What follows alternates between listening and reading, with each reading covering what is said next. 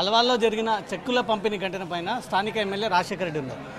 మీరు నేతృత్వంలో వెళ్ళి సైబరాబాద్ సిపిని కలిశారు, ఒక మెమోరాండం ఇచ్చారు. దానిపైన ఏమైనా యాక్షన్ జరుగుతుందా? వాళ్ళు యాక్షన్ తీసుకుంటామని చెప్పారు డీజీ గారు, మళ్ళీ సిపి గారు. బట్ అన్ఫార్చునేట్లీ గ్రౌండ్లో ఇంతవరకు యాక్షన్ తీసుకోవడం కాకుండా అసలు ఏ అరెస్ట్ కానీ యాక్షన్ తీసుకున్నట్టు ఎక్కడ కూడా కనిపించట్లేదు.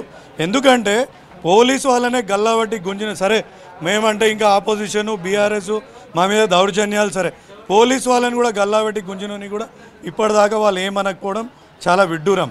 అంటే ఈ రకమైన గుండాగిరిని సహిస్తే రేపు సమాజం ఎక్కడ పోతుందో ఆలోచించాలని పోలీస్ అధికారులను కోరుతున్నా. పోలీస్ అధికారులకు నా యొక్క సూచన, మీకు ఒక ఆత్మగౌరవం ఉంది, మీరు స్టేషన్ హౌస్ ఆఫీసర్ అంటే ఒక పెద్ద పోస్టు, గౌరవప్రదమైన పోస్టు, ఎవరికి ఒక బానిసత్వంగా పనిచేయొద్దు అని మీ ద్వారా కోరుకుంటున్నాను. మల్కాజ్గిరి చౌరస్తాలో వేల మంది వచ్చినారు, దీనిపైన ఏం రియాక్షన్ ఇస్తారు?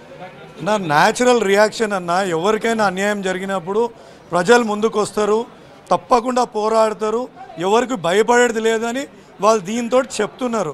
ఎందుకు చెప్తున్నా అంటే ఇలా ప్రజలని అనగదొక్కుతా మీరు బానిసలు లెక్క బతకాలంటే ఇవాళ రేపు ఎవరికైనా ఆత్మగౌరవం ఇంపార్టెంట్.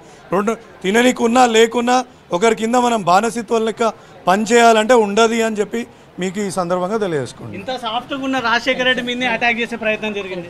ఇక వాళ్ళకు వావి వరుసలు తెలియదు, ఒక మంచితనం తెలియదు, మంచితనం రాదు.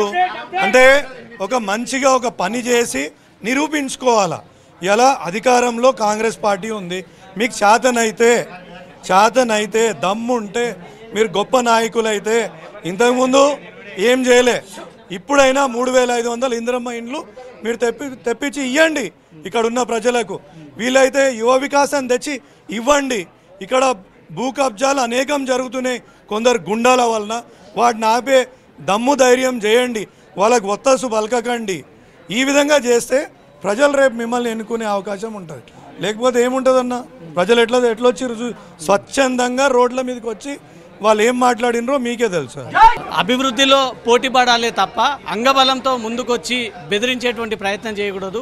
మల్కాజ్గిరి రాజకీయాలు ఈ రకంగా బెదిరియడం ఇది కొత్తేమీ కాదు. చాలాసార్లు అనేక మందిని బెదిరించి ఓటర్లని ప్రలోభానికి గురి చేశారు. ఆ రకంగా కాకుండా ప్రజాక్షేత్రంలోకి వచ్చి ప్రజలు ఎన్నుకున్నటువంటి వ్యక్తిలాగా నిలబడాలి అంటూ మాత్రం మరి రాజశేఖర రెడ్డి చెప్తా ఉన్నారు. కెమెరా పర్సన్ కృష్ణతో రవితేజ, జీ న్యూస్, హైదరాబాద్.